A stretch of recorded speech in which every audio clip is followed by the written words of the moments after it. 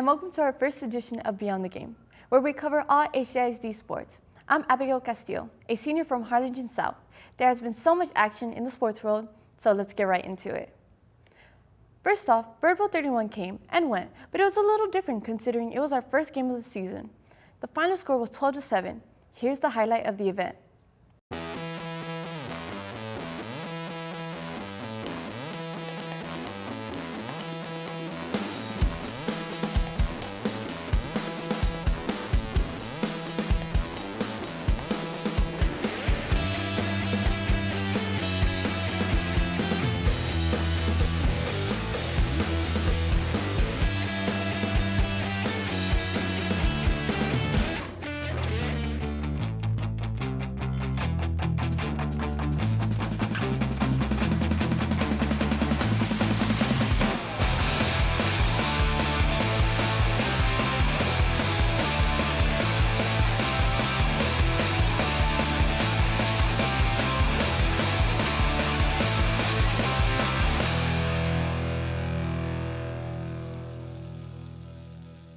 Spiking over to volleyball, Harlingen South scored huge against Mercedes Lady Tigers with winning all 3 sets.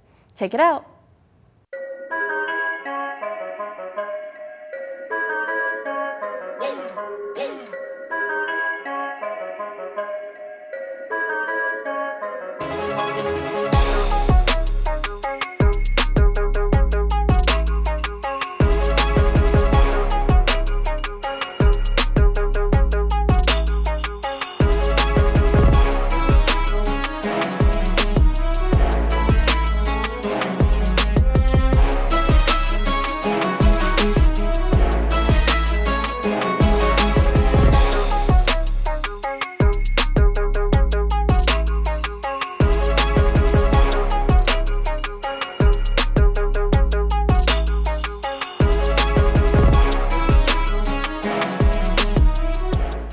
I am with Abigail Castillo. and Mallory Mireles.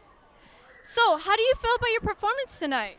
I think it was okay. I could have done a lot better. I played all right. I just didn't play to the best that I know how to play, my abilities. I think I started out a little rough at the beginning, but I know that I got better at the end because my teammates were really there supporting me. And I think having the game point block really set the tone.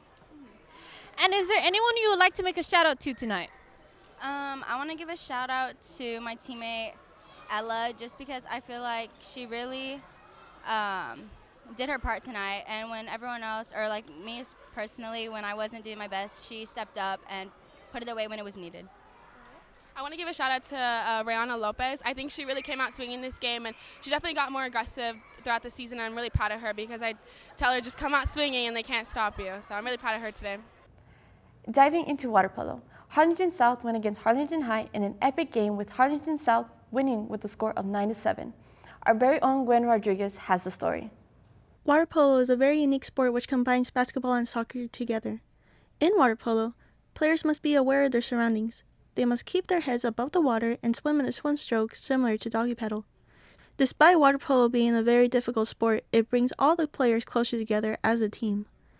The Cardinal coach doesn't consider one player more outstanding than the other, because there is no competing against one another.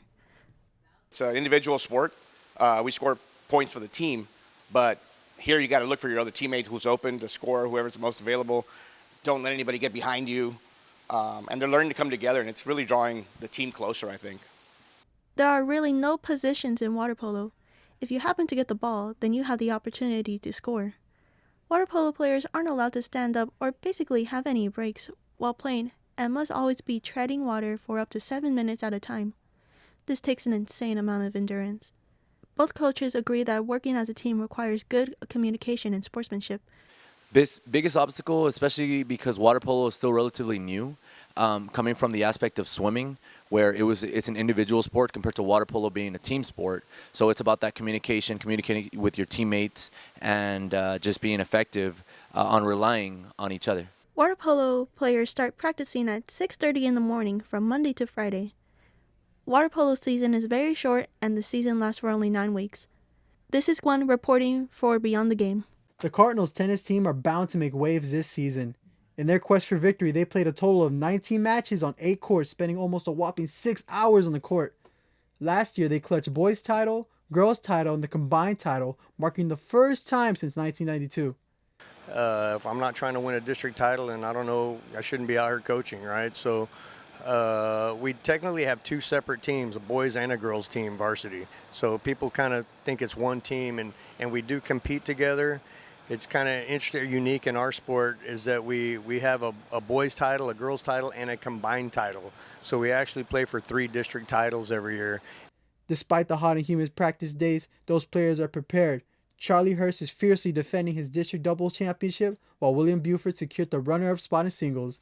Naomi McAmenes and Julie Parsley teamed up to dominate the district doubles competition. Ashley Burns prevailed in the district mixed doubles category. The Cardinals tennis team boasts a roster of talented underclassmen players, adding to their strength. I'd like to give a shout out to all the new freshmen and sophomore. I feel like they've been training extremely hard, and I just see great effort all around and see everybody trying their best. And you know, nobody doesn't care about the sport. Everyone loves it, so that's just great positive energy.